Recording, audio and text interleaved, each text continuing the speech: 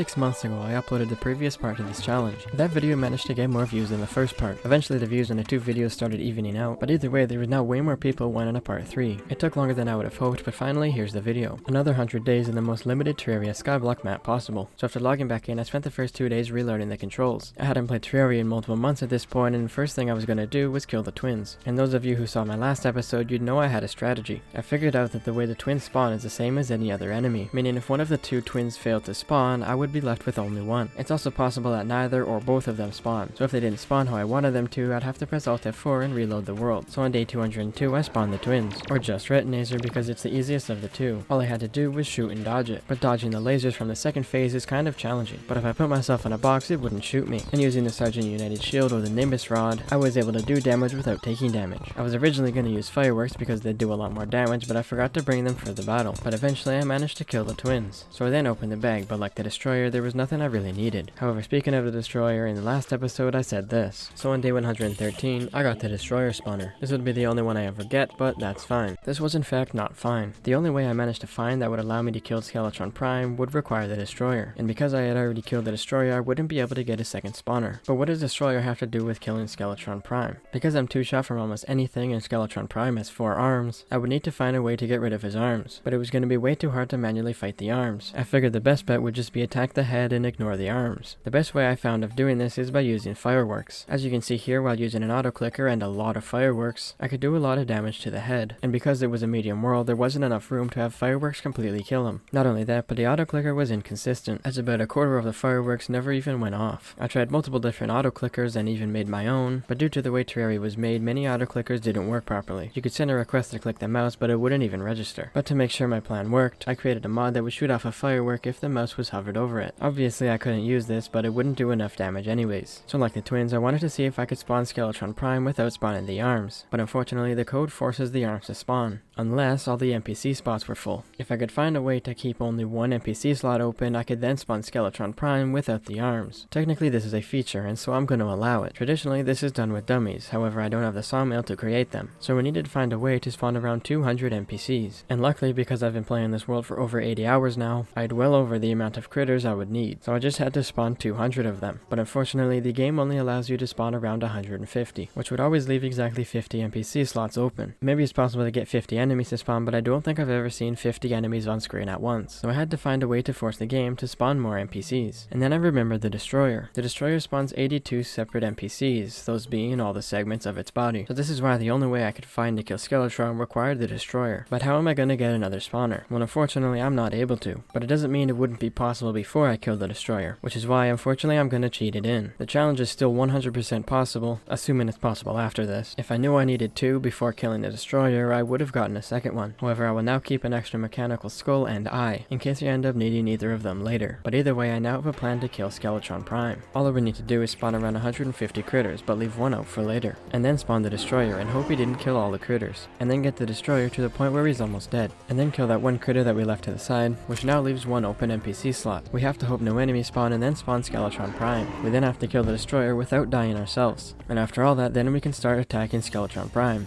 And now that the destroyer is killed and that we let all the critters despawn by going off screen, we now have to make sure we're not one-shot by any other enemy that can spawn, and we have to do all of this within 9 minutes. I thought this was going to be the most complicated fight, but just wait until we fight Golem. But there's one thing we have to do before we kill Skeletron Prime anyways. When all 3 mechanical bosses are killed, it forces a Plantera bulb to spawn. So we need to go to the underground jungle and place 2 mud blocks. But you may be wondering, the world is completely empty, there is no jungle. And that is true. In reality, the game doesn't care if it's a jungle or not. Over 2 years ago, I looked through the game and tried to figure out how Plantera bulbs spawned. It was assumed that it had to spawn within a jungle, and it was rumored that it couldn't spawn on 2 blocks. But then I figured out that neither of these are the case.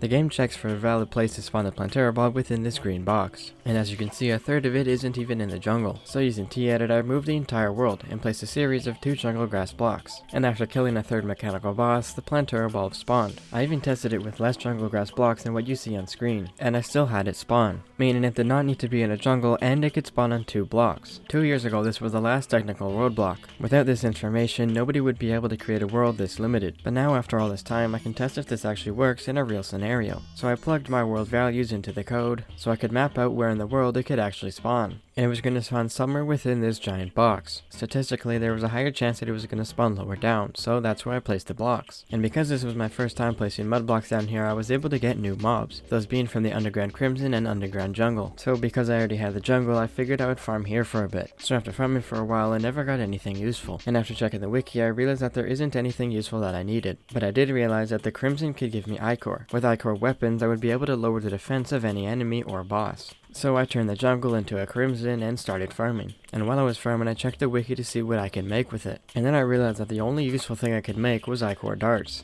But they could only be used if I had something to shoot them with. And one of those items can be dropped by crimson mimics. So I decided to spend even longer farming for a crimson mimic. But after a while, I realized that none were spawning. So I looked through the code to make sure they could spawn on 2 blocks. But unfortunately for them to spawn, they need to be within their corresponding biome, which means I would not be able to get any biome mimics to spawn. This also includes jungle mimics, meaning the blocks that it shoots at the player, like mud and sand, would not be obtainable, which ruins some people's theories. However, in this world it is irrelevant. So after realizing I was not able to get anything useful from the underground jungle or crimson, I figured I'd go ahead with killing Skeletron Prime. But because the Plantera bulb can only spawn once after killing the mechanical bosses, there's a chance that it wouldn't spawn, and thus I would have to do everything all over. So I manually created a backup of the world. So on day 208 I started the process. I already mentioned the process, so I'm going to skim over some parts. As you can see, I go ahead and place all the critters, leaving one off to the side. And as you can see from this program that I created, there are 149 NPCs in the world, leaving exactly 50 slots left. I then spawn the destroyer and hope he doesn't kill the critters. Luckily he didn't this time, but while testing he did. And if he did, I'd have to load the backup world. But as you can see, now all the 200 NPC slots are full.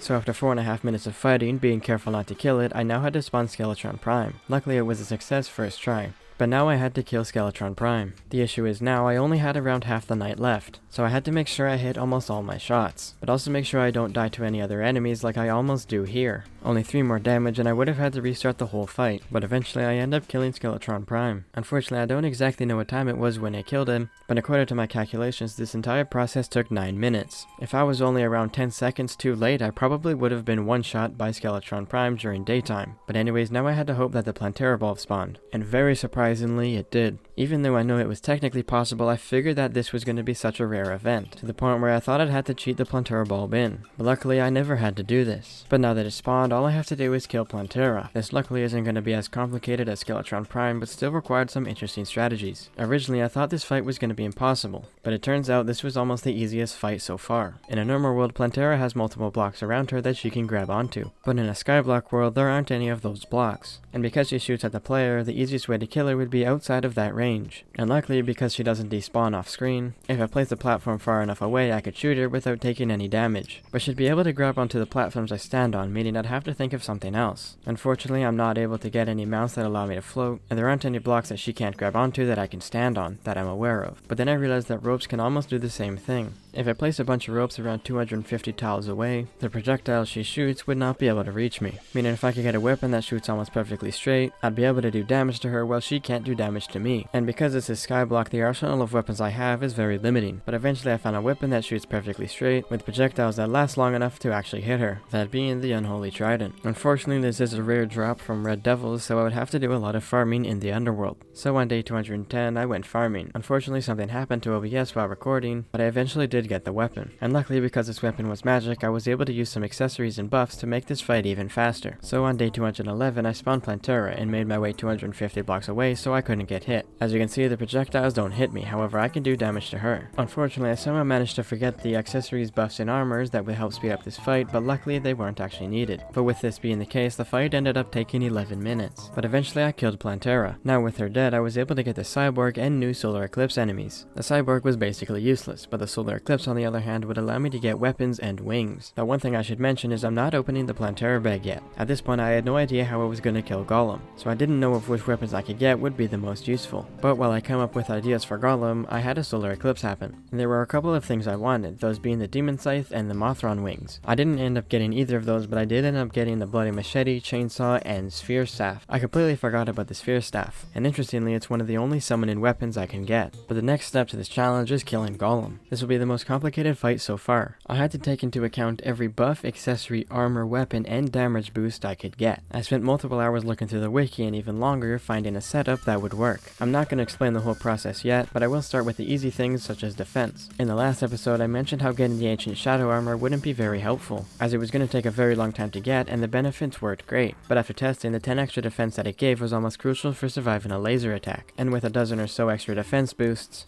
it would allow me to take 2 hits from Golem without dying. Also, for some reason, even though it had 5% less movement increase, with certain buffs it ended up making me walk faster. I'm not sure why the math works like this, but I'm not complaining. So I decided to put in the time and farm for the ancient shadow armor. Little did I know that this process was going to take a very, very long time. And to give you a straight answer, because there's no point in telling you later, it took over 30 real life hours. But you may be wondering, why is this going to take so much longer than a normal world? Well, there are only 2 blocks that the Eater of Souls can spawn on, and like the Angry Trappers, it made the spawn rate very low. And not only are these armor pieces a rare drop, which you already knew, the enemy that now drops them is going to be even rarer, as because this is in hard mode, corruptors are going to spawn more frequently than Eater of Souls. And with a single piece having a 1 in 175 drop chance, I would need to kill 525 of them to get the full set. And sure, I could use cumulative probability to be certain of having the item after a certain amount are killed, but I'm talking about the average. I should also mention that the wiki is kind of misleading. It says on the wiki that each piece has a 0.19% drop chance. This is true, but it fails to mention the drop chance of getting any of the pieces. Basically, in the code it has a 1 in 175 chance of dropping an armor piece, but it then has to choose from 3 different pieces, meaning you need to multiply the probability that you get an armor piece with the probability that the armor piece is what you want, which is 1 in 525, which ends up being the same amount I need to kill to get the full set. But either way, I needed this armor, so I started farming for it. And on day 217, after 5 hours of farming, I got the first piece, this being the helmet. Now at this point I'd usually say hopefully the rest didn't take this long, but the next interesting event that happened in this world was on day 241. This is 6 hours later, meaning I've been farming for 11 hours. But also this was just a solar eclipse. Luckily I got a death sickle, but I wouldn't be so lucky with Mothron, as while fighting it I died to a vampire. This will be a recurring theme. I don't think I ended up killing Mothron even once, and it's not because I died to it. And on the next day, 242, the traveling merchant came but ended up selling me the orange Zappinator. Due to its intentional glitchy behavior, it might be useful, but as of now I haven't found a use for it. It just doesn't do enough damage reliably to be useful. But anyways, 4 days later on day 246, there was another solar eclipse. Nothing happened in this one besides 2 failed attempts on Mothron. The first time I died to a psycho, and the second time it became night. But 4 days later on day 246, the traveling merchant came again, this time selling the pulse bow. This is one of 2 bows I can get at the moment, the other being the marrow. And 3 days after that I reached day 250. This is halfway done the 300 day challenge, or more importantly, this is passing 100 hours.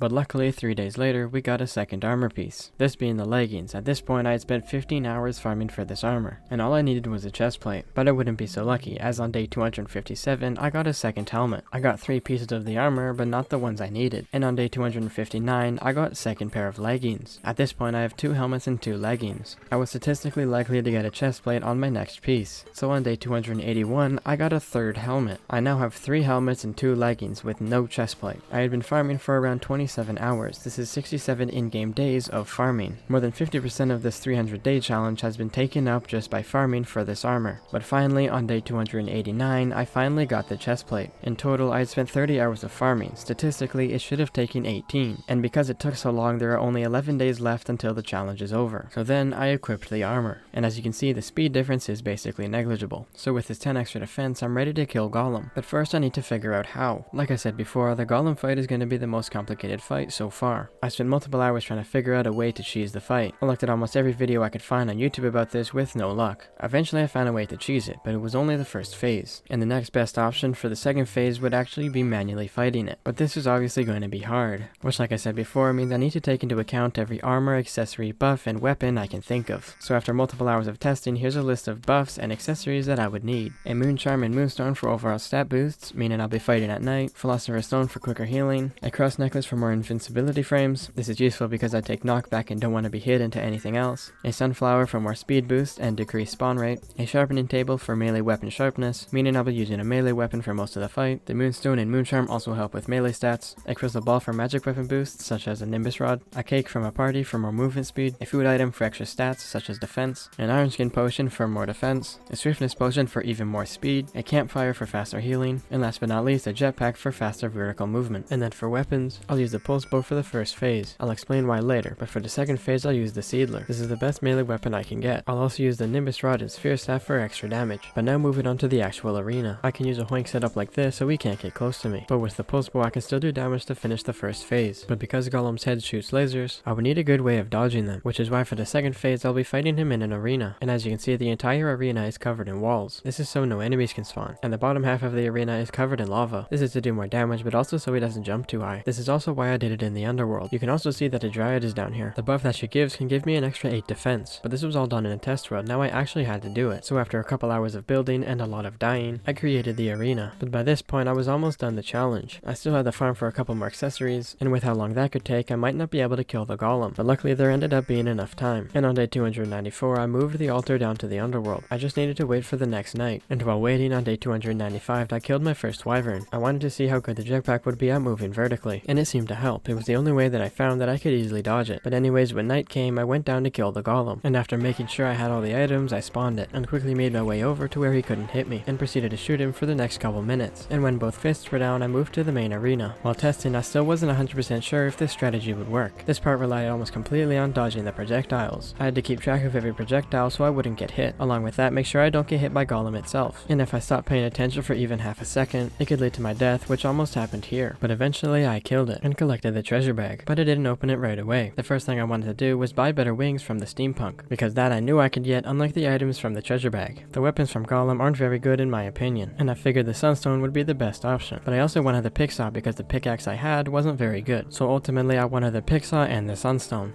And obviously I didn't get it first try, so I pressed Alt F4 and tried again. I did this for the next 20 minutes. Fortunately I ended up getting it. Unfortunately OBS doesn't like when I press Alt F4 on Terraria. The recording froze and when I realized it was too late, but nonetheless I still carried on. And now that I killed Golem, two things are now possible, those being the Martian Madness and the Lunatic Cultist. And with only 5 days left in the challenge I figured I'd try the Martian Madness. So after a while of waiting I got a Martian probe to spawn. It turned red and left, and now I was waiting for the event to start, but nothing happened. I figured it was because I died, so I tried again, but unfortunately nothing happened again. So I looked through the game's code and it turns out you need a minimum of 200 health. And then I looked deeper and all of the evasions require a minimum of 200 health, meaning no invasion is possible, meaning items like the car key are impossible to get, which would have been very helpful in a world almost completely empty. And with nothing else to do I decided to see what the Lunatic Cultist was gonna be like. And surprisingly, after getting hit by one of his attacks, I only took around 60 damage. This was during the day while I had no buffs, which made me think that maybe the Lunatic Cultist isn't going to be as hard as I originally thought. But either way, that's a topic for the next video, as the 300 days were basically out. I had spent a total of 120 hours in this world, and there are still 2 bosses left. So if you like this series, don't bother subscribing. Leave a comment or something saying you want a part 4, because really I just want to know if people like the series. And if enough people do, maybe I won't wait another 6 months to post part 4.